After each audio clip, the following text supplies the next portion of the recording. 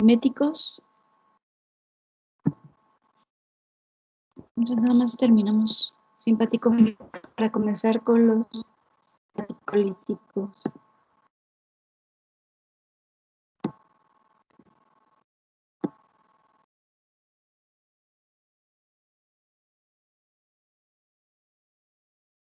Sí, ayer comentábamos de los simpático-miméticos de acción indirecta y de los de acción directa, y vimos todos los usos de los de acción directa. Los de acción mixta, así se ve ahí la diapositiva, la presentación. Sí. Bueno, tienen doble mecanismo de acción. Por un lado, pueden estimular directamente a los receptores, por eso son agonistas de los receptores adrenérgicos, y aquí la mayoría de los que, bueno, y estos que mencionamos, pues tienen actividad sobre tanto receptores alfa como receptores beta, pero por otro lado también aumentan la concentración de noradrenalina en la sinapsis y lo hacen induciendo la liberación de este neurotransmisor. Estos son dos fármacos, bueno, de hecho los tres, pero se utilizan más como fármacos, la efedrina y la pseudoefedrina. La anfetamina también, nada más que tiene otras implicaciones porque viaja hasta, la anfetamina sí llega al sistema nervioso central, atraviesa la barrera hematoencefálica y produce efectos centrales. Entonces, pues también ahí los efectos son más diversos. Y la efedrina y pseudoefedrina están modificados de tal manera que no atraviesan barrera hematoencefálica. Entonces, tienen efectos intensos, pero más bien simpáticos, simpático-miméticos, por acción a nivel periférica. Estos, bueno, se han utilizado para alivio de congestión nasal, esto asociado a rinitis, resfriado común y gripe. Eran muy utilizados, a lo mejor en otros países todavía, pero en México desde el 2007 se prohibió su uso. Anterior a esto, incluso tal vez a ustedes todavía les tocó de niños porque eran utilizados en preparaciones pediátricas. Después tuvieron que cambiarle la formulación a esas preparaciones porque se prohibió la importación. Por ahí en el 2007 se encontró que alguien tenía de manera ilegal una gran cantidad de pseudoefedrina, y es que lo utilizan de manera ilegal para la producción, es como un precursor de las metanfetaminas.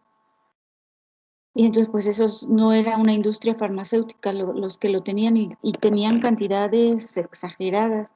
Entonces sí había un permiso para importación para la industria farmacéutica y produjeran estos medicamentos que de hecho pues son muy buenos porque no tienen efectos centrales y ayudan en estos, para el tratamiento de estos problemas. Y es más intenso, incluso después se modificó la fórmula de esos fármacos, se les puso, en lugar de pseudoefedrina, que era lo que más se utilizaba, se cambió por fenilefrina. Actualmente casi todos contienen fenilefrina.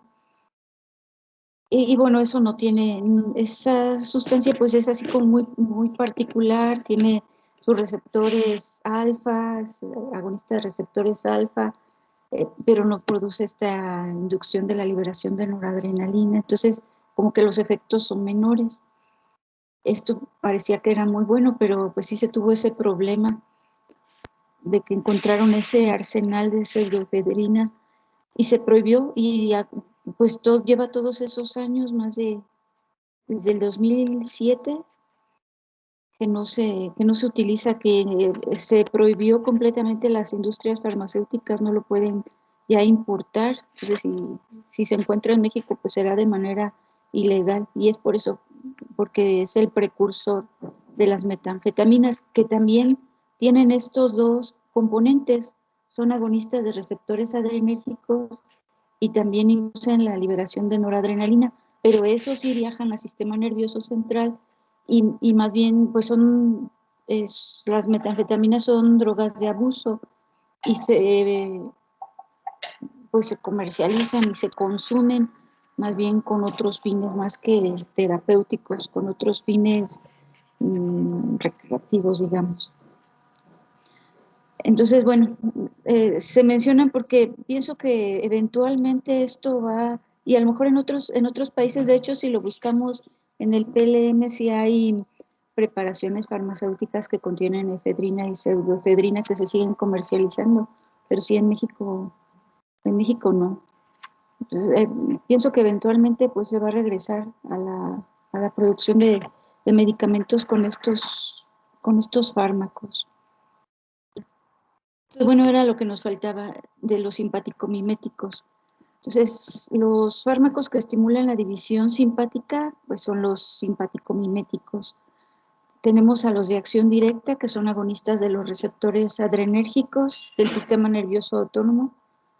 Y bueno, esto pues justifica la acción simpática por estimulación directa de estos receptores adrenérgicos, justifica todos los usos que comentábamos y los efectos adversos. Los efectos adversos pues son efectos colaterales por esta estimulación de receptores adrenérgicos. Algunos de ellos pues sí están modificados o tienen la característica de no atravesar barrera hematoencefálica, entonces sí son efectos concretos en sistema nervioso autónomo, pero varios de ellos sí atraviesan barrera hematoencefálica y entonces también los efectos, sobre todo los efectos adversos, tienen que ver con esa acción a nivel central. El otro grupo pues son los de acción indirecta, que como veíamos por diferentes mecanismos incrementan la concentración de noradrenalina en la sinapsis. Estos pues también tienen acción en el sistema nervioso central y aquí a lo mejor algo que faltaría es que no solamente tienen que ver con este neurotransmisor, con la noradrenalina, sino también con otros neurotransmisores de la familia de las catecolaminas, que son la adrenalina, además de la noradrenalina, la adrenalina, la serotonina y la dopamina. Y pues estas acciones tienen que ver con eso, con esos otros neurotransmisores y sus usos y sus efectos adversos, pues también tienen que ver con esos otros neurotransmisores. Entonces, bueno, hasta aquí, con esto terminamos simpático-miméticos. No sé si hasta aquí tengan algún comentario o duda. Doctora, Sí, la fenilefrina, que mencionó que ahora sustituye a la pseudoefedrina, ¿también es ajá, un simpático mimético? sí, este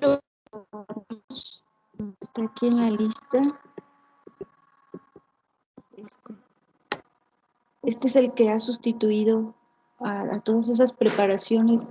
Sí, antiguamente andaba buscando, pero tal vez se acuerden, había un Dimetap y Dimacol, antiguamente tenían pseudoefedrina, o uno tenía pseudoefedrina y la otra efedrina, algo así, y ahora es fenilefrina, ha venido a sustituir a la pseudoefedrina, a la fenilefrina, y pues los usos tienen que ver con esta acción sobre receptores alfa 1 y alfa 2. Ok, Sí, gracias. de nada. ¿Algún otro comentario, duda?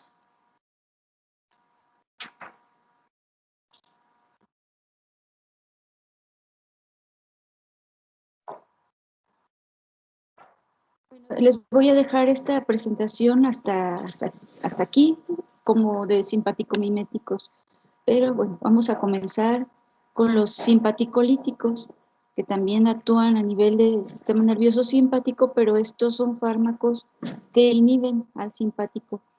Bloquean, hay algunas sustancias que sí se ha probado que tienen otro mecanismo diferente para pues en ese caso sería para limitar o para disminuir la concentración de noradrenalina, pero como fármacos con los que se cuenta, todos ellos son bloqueadores de los receptores adrenérgicos, son antagonistas de la noradrenalina en esos receptores.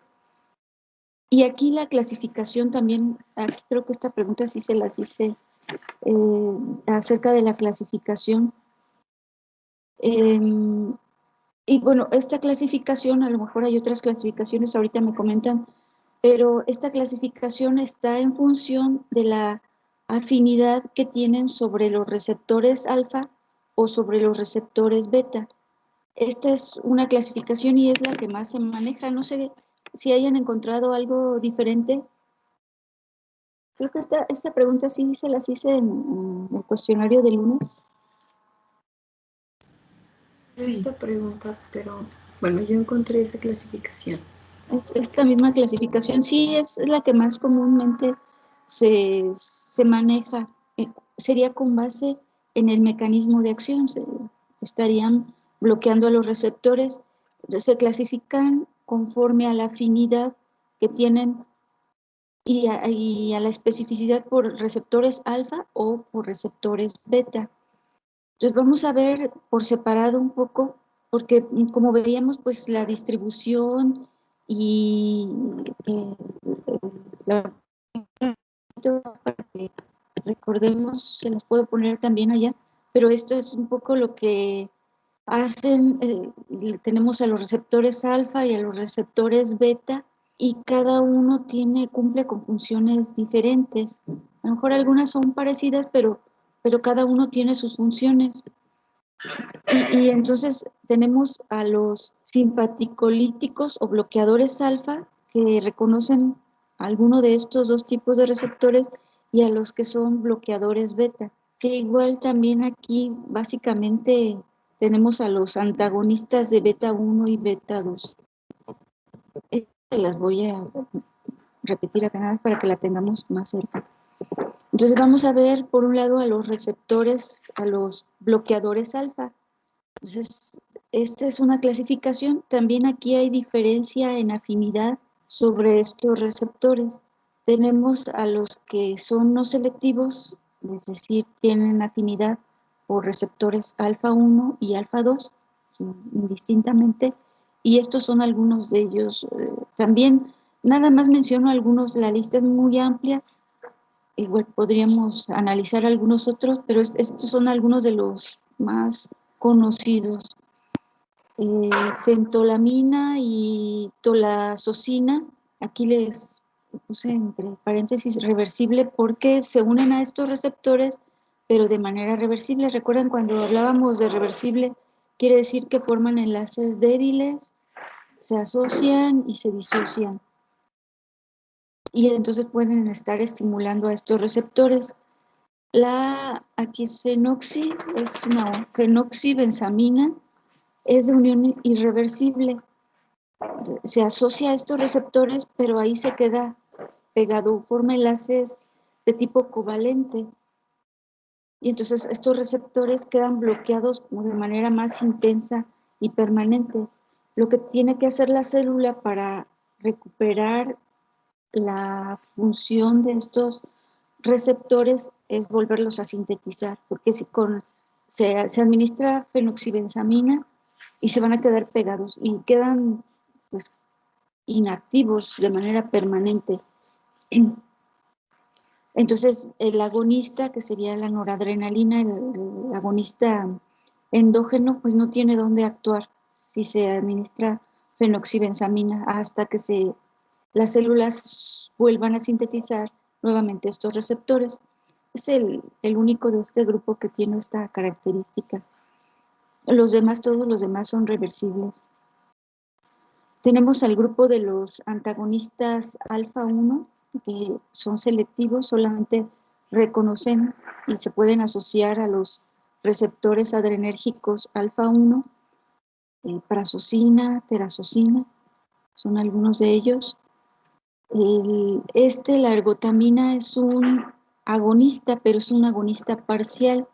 Entonces, recuerda, los agonistas parciales se unen al receptor, pero pero el efecto que producen pues no es completo, no es como la noradrenalina, sino producen un efecto parcial, menor.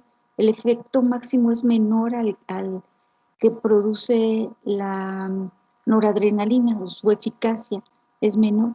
Entonces, por eso los clasificamos en este grupo, aunque sí producen un efecto, a lo mejor hubiéramos podido clasificarlos también como simpático-miméticos, porque en realidad sí producen un efecto simpático, pero al ser parcial, pues finalmente están interfiriendo con la acción de la noradrenalina.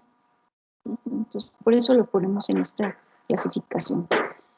Y los antagonistas selectivos alfa, que también hay varios, este también es el más común, yohimbina. Entre los efectos fisiológicos principales de los alfa, de los bloqueadores alfa, es que producen vasodilatación a nivel periférico. Entonces se envía, el simpático lo que va a producir es vasoconstricción a nivel periférico, en mucosas y piel, y lo que van a producir estos fármacos simpaticolíticos es vasodilatación. Entonces de ahí vienen varios de sus usos, tienen que ver con esa vasodilatación, pero ahorita los vamos a comentar. Aquí, salvo este antagonista alfa 2, que como veíamos, los alfa 2 están en la neurona, es un receptor presináptico, y entonces lo que se hace al bloquear este receptor, pues es como hacer que siga liberándose noradrenalina. Entonces, siempre la acción de las sustancias sobre este receptor va a ser contraria, aunque lo estemos clasificando aquí como un simpaticolítico, la acción de la yohimbina es como si fuera simpático-mimético.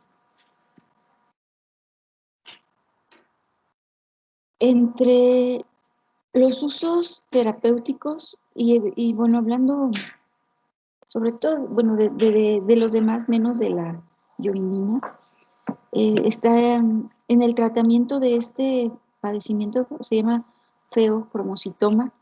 Es un tumor que se desarrolla en las glándulas suprarrenales. Es un tumor que produce un exceso de adrenalina y de otras catecolaminas. De hecho, pues está produciendo continuamente adrenalina. Entonces, el tratamiento se basa pues en el bloqueo parte del tratamiento, en el bloqueo de los receptores para evitar como una intoxicación por esta adrenalina producida en exceso. Esta es parte del tratamiento, en realidad, pues el tratamiento de la extirpación de este tumor para evitar pues, que se siga desarrollando y que esté liberando la adrenalina. Esta adrenalina en exceso pues va a producir efectos adversos al interactuar con sus receptores.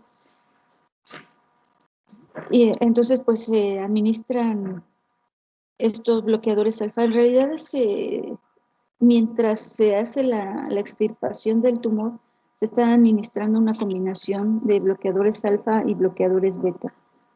Sí, hay que evitar que actúe la adrenalina en exceso sobre sus receptores.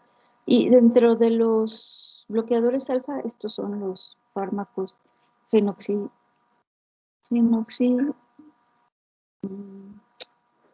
es benzamina, también aquí me equivoqué. Esto se los corrijo, este nombre. Es que también acá me equivoqué. Fenoxibenzamina es el que se utiliza. La fentolamina. Ese es uno de los usos. El otro es para el tratamiento de hipertensión arterial, es la prazosina. También estos fármacos, bueno, sí son utilizados, pero sí hay otros, incluso los bloqueadores beta se utilizan más en esta situación, y hay otros fármacos que todavía son como de primera elección. Pero bueno, de este grupo, la prazosina, pues esa vasodilatación pues es favorable para la hipertensión.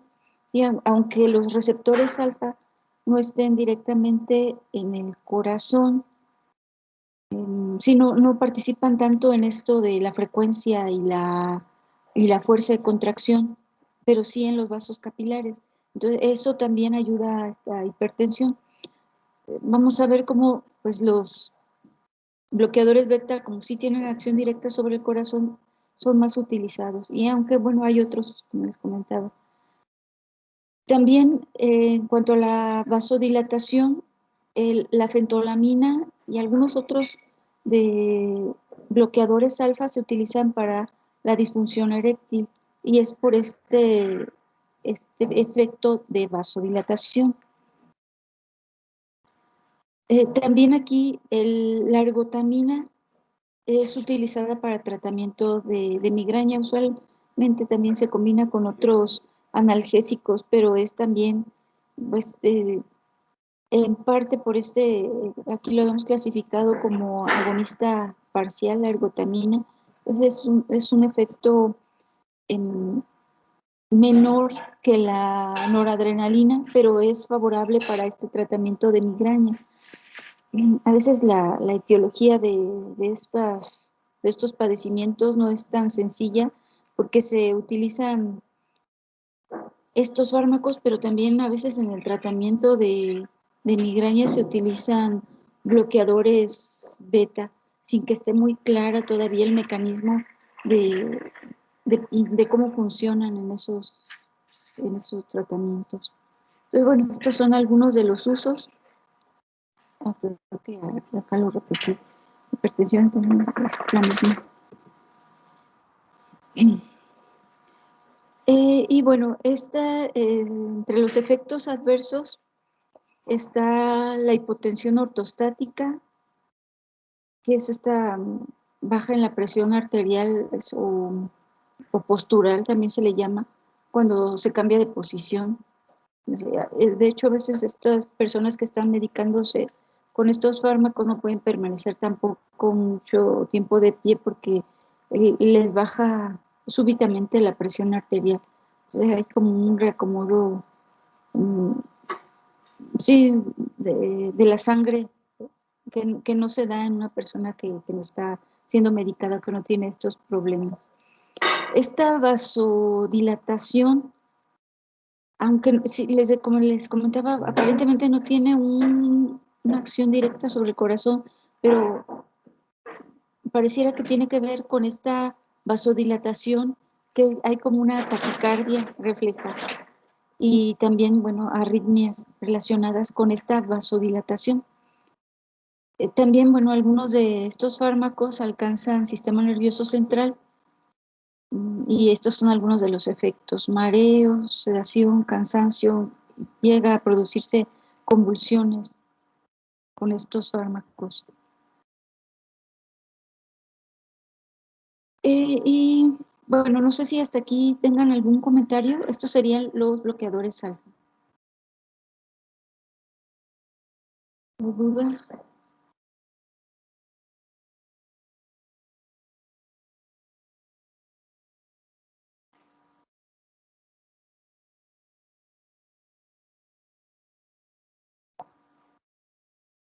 Bueno, el otro grupo de los simpaticolíticos son los bloqueadores beta. También estos bloqueadores beta se clasifican de acuerdo a la afinidad, a la selectividad que tienen sobre uno u otro tipo de receptor. Aquí tenemos a los antagonistas beta que no son selectivos, tienen afinidad por beta 1 y beta 2. Está el timolol, el propranolol. Tenemos agonista parcial beta también con afinidad por los dos receptores. También recuerden, es menos la actividad que la noradrenalina. Igual son agonistas, entonces sí hay una respuesta intracelular, pero de menor magnitud que el agonista total. Entonces, por eso los clasificamos aquí como bloqueadores. Finalmente están impidiendo que un agonista total haga ese efecto. Y estos son algunos: pindolol, carbiolol. Y tenemos los antagonistas beta 1, atenolol, metoprolol, y los antagonistas alfa y beta. Estos tienen afinidad por ambos tipos de receptores.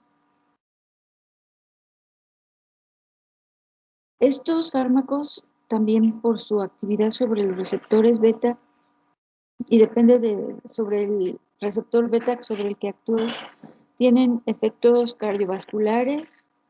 Aquí sí, en especial directamente sobre el corazón, disminuyen la frecuencia y la fuerza de contracción del miocardio.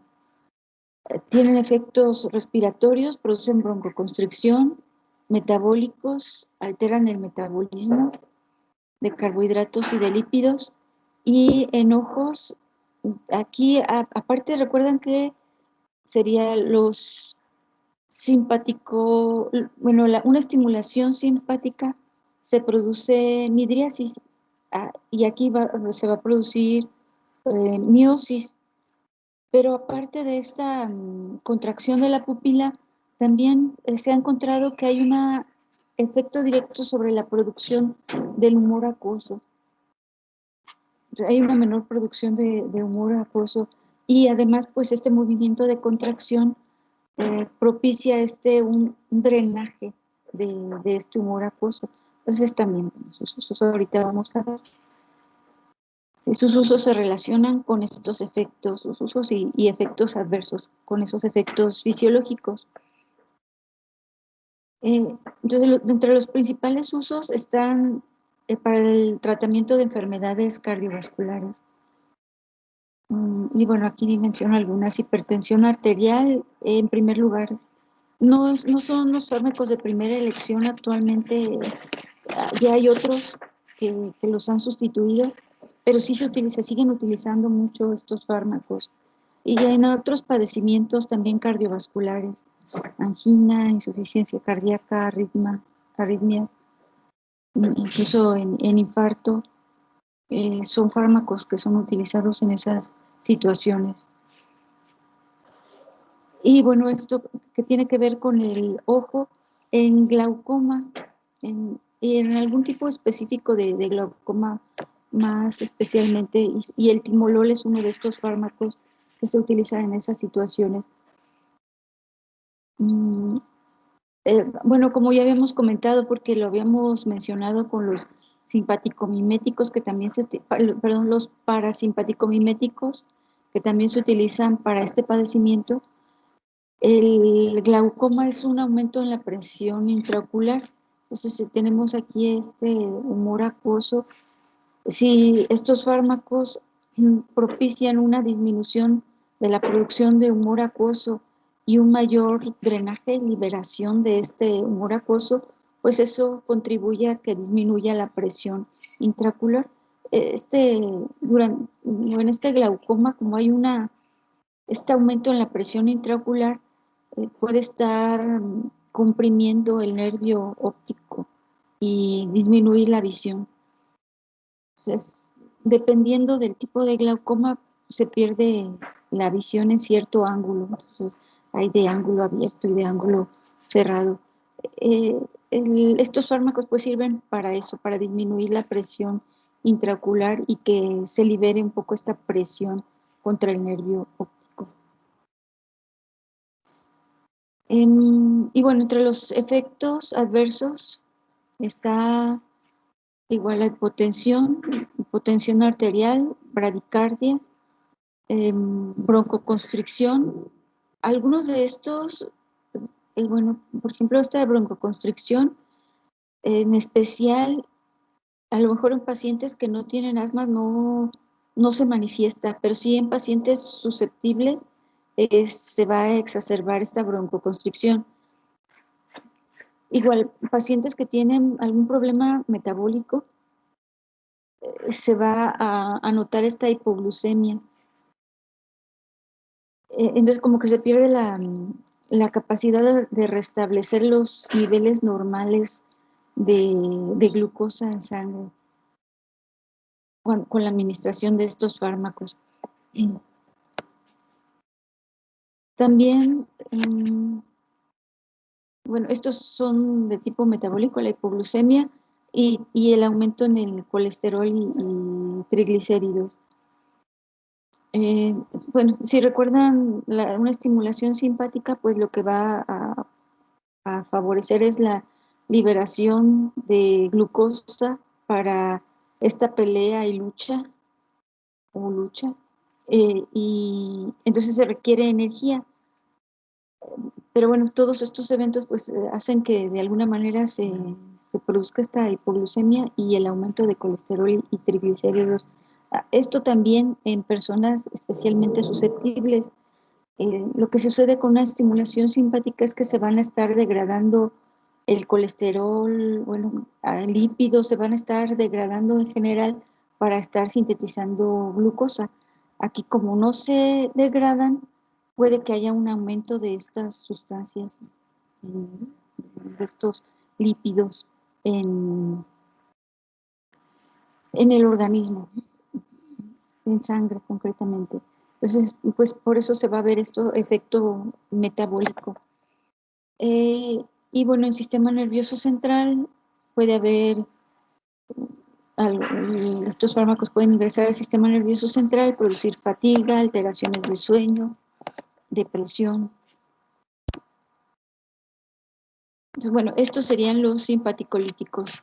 Entonces, los fármacos que deprimen la división simpática pues son los simpaticolíticos, son antagonistas de los receptores adrenérgicos y se clasifican según su afinidad por receptores bloqueadores alfa o bloqueadores beta. Y entonces, bueno, hasta aquí los simpaticolíticos. No sé si tengan alguna duda o comentario. Yo sí tengo una duda. Sí.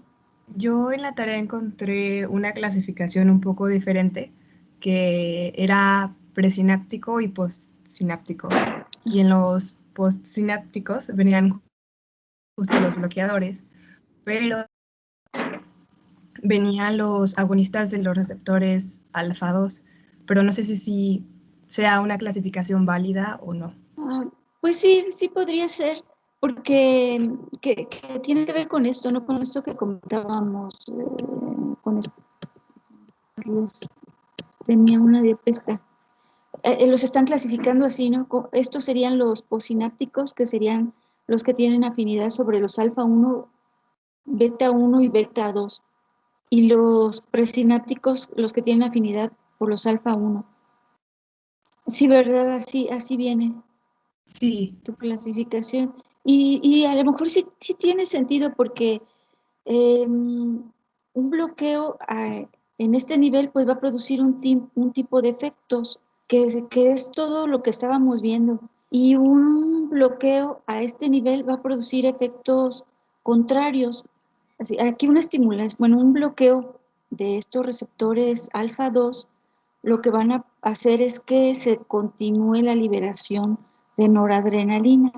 Entonces, los efectos de estos bloqueadores alfa 1, que serían los presinápticos, van a producir efectos parecidos a los simpáticos, a los simpaticomiméticos.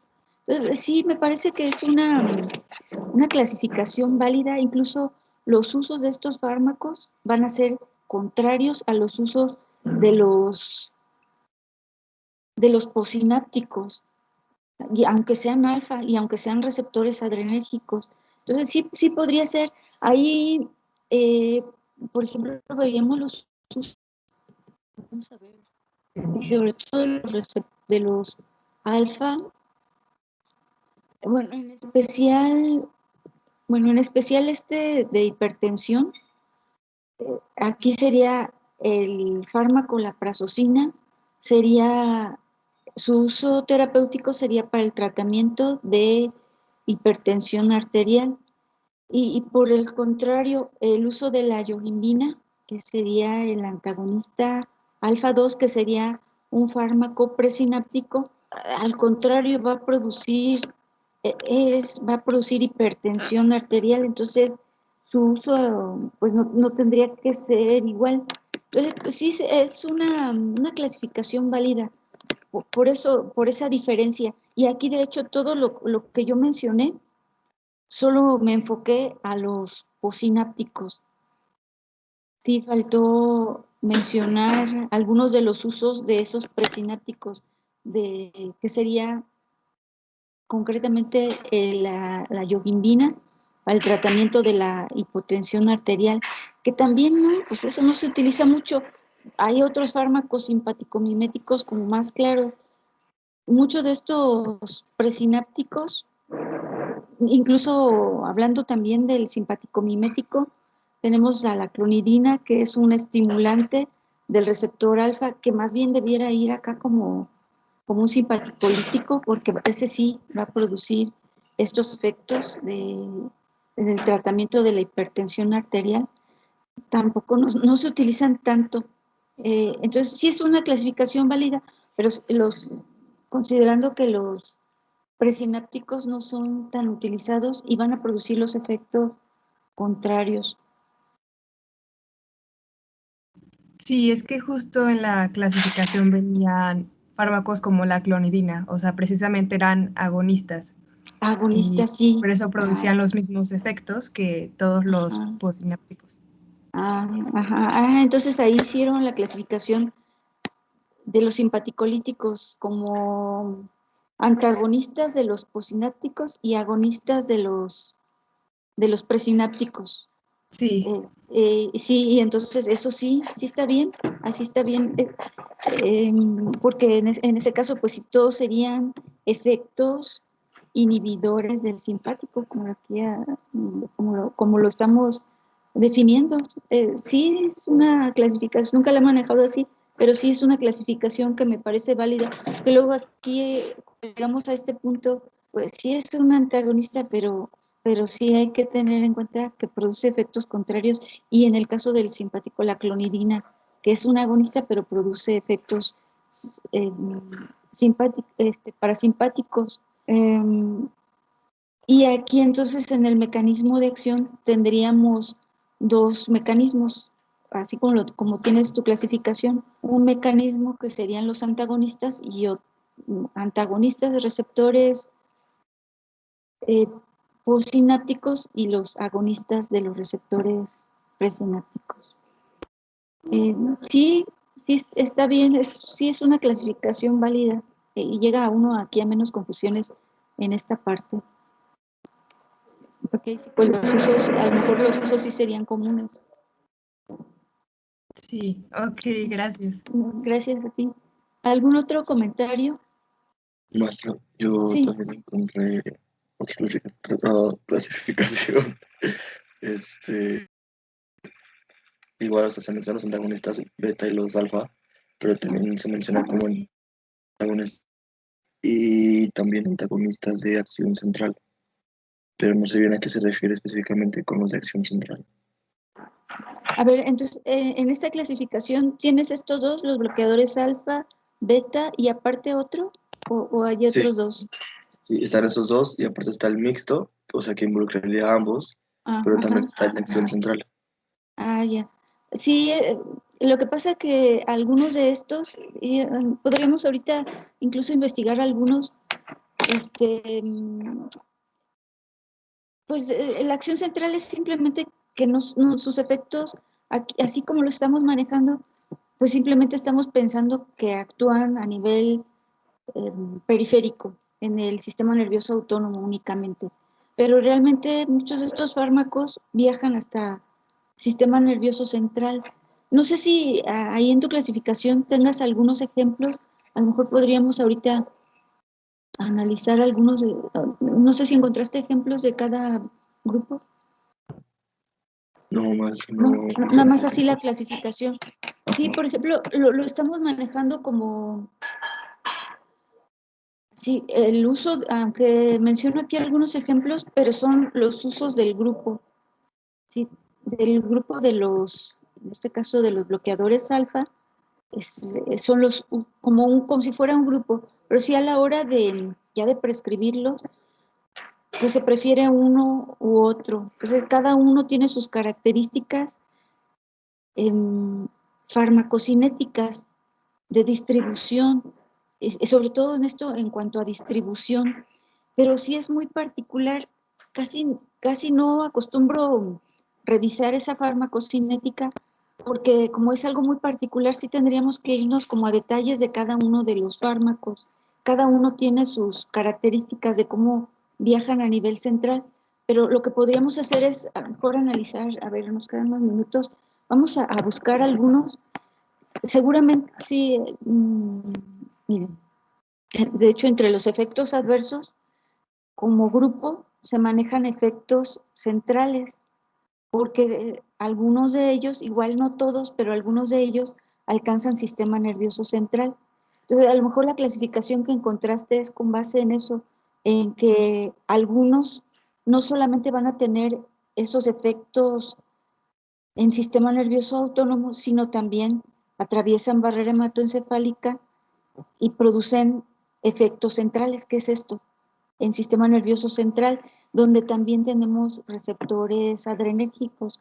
Entonces, esos fármacos pues no solamente van a bloquear los beta que están en el corazón, o los alfa que están en los vasos capilares, o los beta que están en pulmones, sino también alfa y beta que están en sistema nervioso central. Sí, no sé si queda claro. Sí, maestro, muchísimas Sí, gracias. esa clasificación. ¿Algún otro comentario? A ver, voy a buscar alguno de estos fármacos en el LM y nada más. Por ejemplo, esa prazosina. Maestra, Sí, por ejemplo, en el caso del glaucoma, ¿se puede usar un parasimpático mimético o un simpático lítico sí, indistintamente? sí, cada uno, más podemos buscar también eso. Sí, como no lo vemos, no estamos viendo los. Sí, otra manera de ver el curso sería como por padecimiento y ver toda la farmacología, las alternativas que pueden utilizarse para un padecimiento.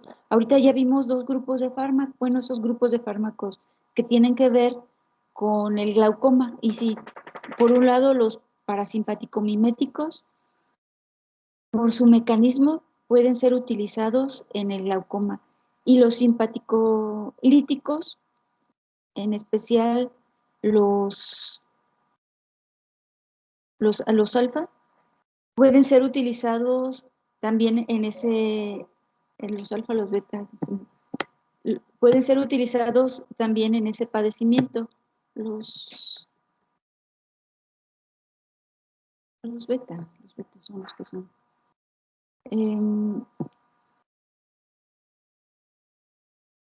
Y entonces la selección de un fármaco u otro pues se tiene que hacer todo más bien un análisis. A veces los simpaticolíticos, como depende de las características del glaucoma, les decía, hay varios tipos. Entonces se prefiere el uso de esos fármacos en los de un tipo de ángulo abierto. Y los parasimpático-miméticos, en eso sí es como más indistinto. Entonces sí hay alternativas, pero sí, más bien se tiene que analizar exactamente las características del paciente para definir cuál es el fármaco que debe utilizarse en ese padecimiento. Gracias. Sí, no, de nada. Bueno, nada más, a ver, les voy a compartir. Ahorita abrí el. Ahí está. La prazosina es de Pfizer. A ver,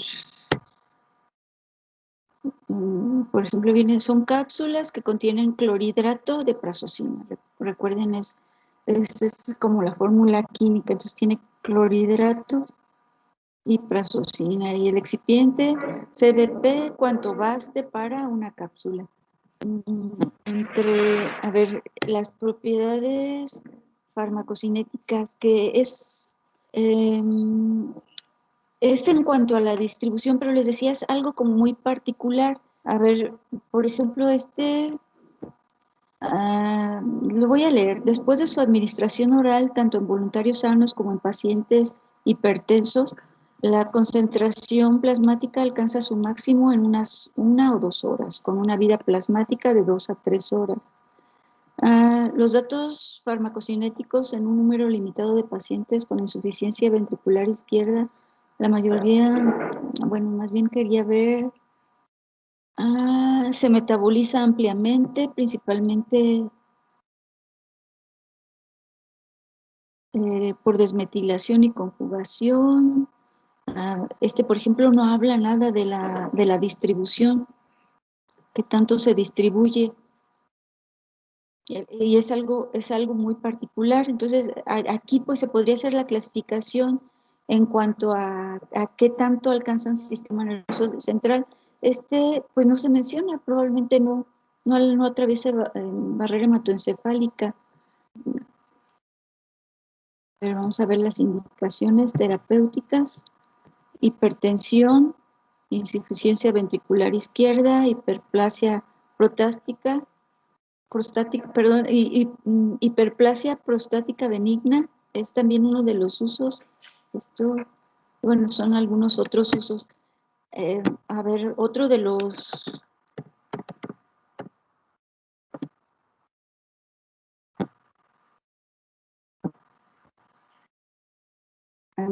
el timolol oftálmico. Timolol oftálmico, timolol. A ver, las indicaciones. Aquí, miren. En el tratamiento de presión intraocular elevada en pacientes con hipertensión ocular, glaucoma de ángulo abierto, glaucoma pseudoenfoliativo u otros glaucomas secundarios de ángulo abierto, cuando la terapia concomitante es apropiada. Entonces, pues se tiene que hacer una evaluación de la administración. Por ejemplo, aquí no hemos hablado de algunas características muy particulares, porque pues sería a lo mejor demasiada información. Por ejemplo, cuánto debe administrarse, pues va a depender de para qué se trate. Aquí vienen otros efectos adversos, y ven, como la administración es tópica, se pueden presentar irritación intraocular, conjuntivitis, blefaritis, queratitis, ojo seco, alteraciones de la visión, bradicardia, arritmia, hipotensión, bloqueo cardíaco, accidente cardiovascular, broncoespasmos, y todo esto, bueno, viene toda una serie, mucho más de lo que estábamos viendo. Ahorita lo que veíamos en las diapositivas, como que son los efectos adversos más evidentes, colaterales, que sí se pueden justificar con esa estimulación o ese bloqueo, en este caso simpático.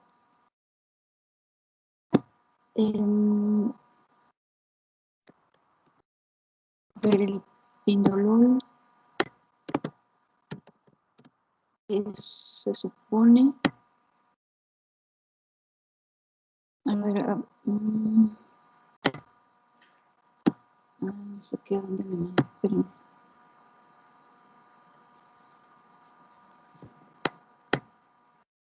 sí, siguen viendo la pantalla verde, lo que estoy buscando.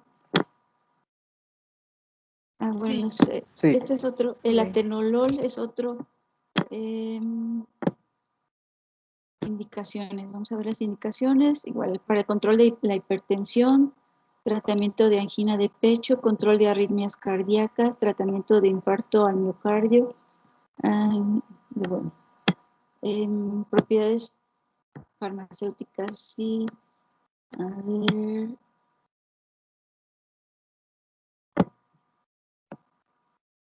Es un medicamento beta bloqueador, es beta 1 selectivo, actúa preferentemente sobre los receptores beta 1 en el corazón y su selectividad disminuye con el aumento de la dosis.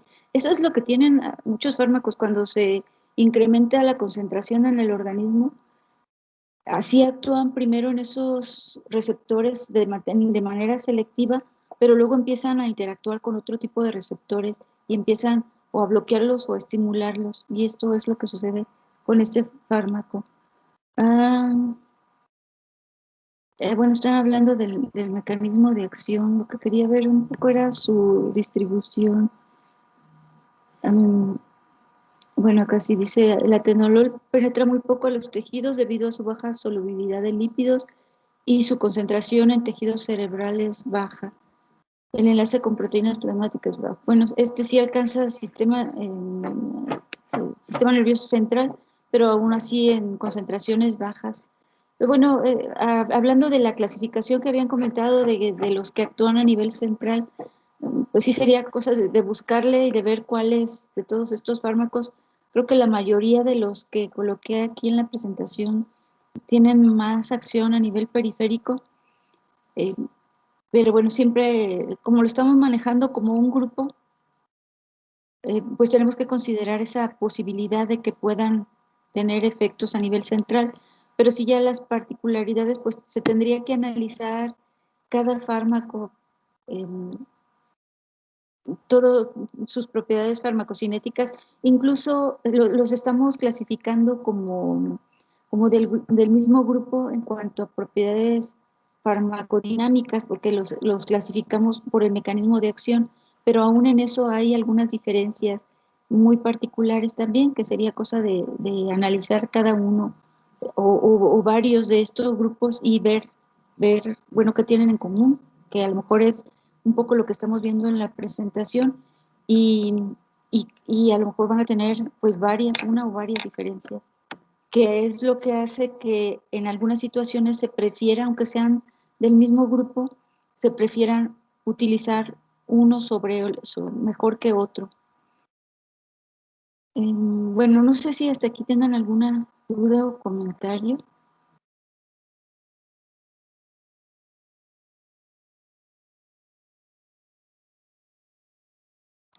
Bueno, si no, bueno, les voy a dejar aquí estas dos presentaciones y pues si no, así quedamos y ya continuamos mañana ya para terminar con la unidad, nada más nos falta un tema de esta unidad. Entonces, pues hasta mañana, muchachos.